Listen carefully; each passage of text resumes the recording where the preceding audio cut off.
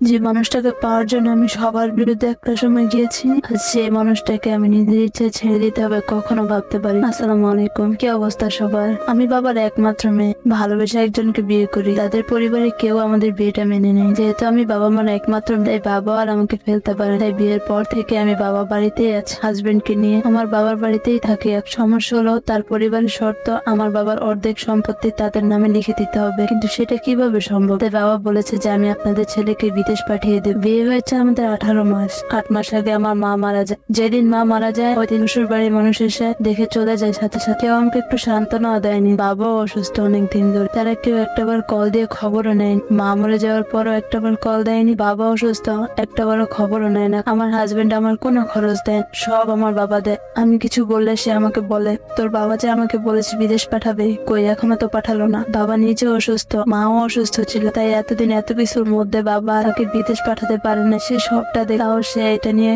আমার সাথে খারাপ ব্যবহার করে, কিন্তু তার পরিবারের সব খরচ সে বহন করে। তার মন চাইলে সে আমার সাথে কথা বলে, না চাইলে না। এমনও হয় 2 মাস 3 মাস কেটে যায়, সে আমার সাথে ভালো করে কথাও বলে না। কাছে টেনে নাও তো দূরের কথা। এভাবে কি সংসার করা যায়? তাই তাকে বলেছি তুমি আমাকে ডিভোর্স। সে তাও করবে না। ওই যে কাবিনের টাকা শোধ করতে হবে, সে তাই আমাকে বলে যে তুই আমাকে ডিভোর্স দে, আমি কাবিনের 1 লক্ষ টাকা দিতে পারবো না। এমন মানুষের সাথে কি আজও থাকা যায় বলে? তাই আমিও সিদ্ধান্ত নিলাম যে মানুষটা টাকার জন্য এরকম ব্যবহার করতে পারে, তার সাথে অন্তত ভালো থাকা যায় না। তা আমিও সিদ্ধান্ত নিয়ে নিলাম যে আমি তাকে ডিভোর্স দেব। কি ভাবছেন এটা আমার জীবনী?